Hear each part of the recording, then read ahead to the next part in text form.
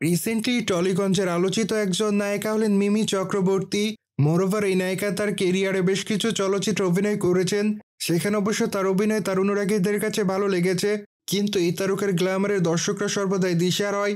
ঠিক এই জন্য অবশ্য তিনি তার রূপে গুণে দর্শকদের মাঝে সর্বদাই আলোচনায় থাকেন। অন্যদিকে এই নায়িকাকে সর্বদাই সোশ্যাল মিডিয়ায় সক্রিয় দেখা যায়।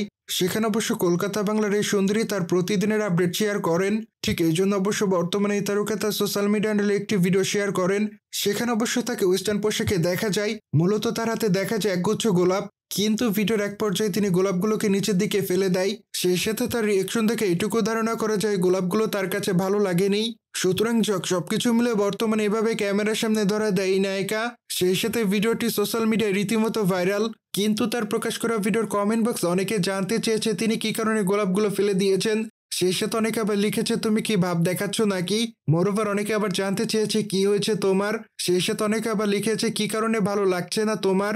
অনেকে আবার এই তারকা রূপের প্রশংসা করেন। সেই সাথে অনেকে আবার তাকে মাইক রাজ বলে দাবি করেন। সুতরাং সবকিছু মিলে বর্তমানে এভাবে আলোচনায় রয়েছেন এই তারকা। অন্যদিকে বর্তমানে এই তারকার হাতে বেশ কিছু চলচ্চিত্রের কাজ আছে। মোরওভার এই জন্য অবশ্যই এই নায়িকা সে সকল চলচ্চিত্রের শুটিং এর কাজ শুরু করেছেন। কিন্তু এই নায়িকাকে সর্বশেষ যাহা বলিব সত্যি বলিব ওয়েব সিরিজ অভিনয় করতে দেখা যায়। সেখানে অবশ্য তার অভিনয় তার অনুরাগীদের কাছে ভালো লেগেছে। মূলত সেখানে তাকে আইনজীবীর চরিত্র অভিনয় করতে দেখা যায়। এই জন্যই অবশ্য তিনি তার চরিত্রটির জন্য প্রশংসা অর্জন করেন। সুতরাং জেনে তো নিলেন কি কারণে বর্তমানে মিমি চক্রবর্তীর ভিডিও ভাইরাল হয়েছে।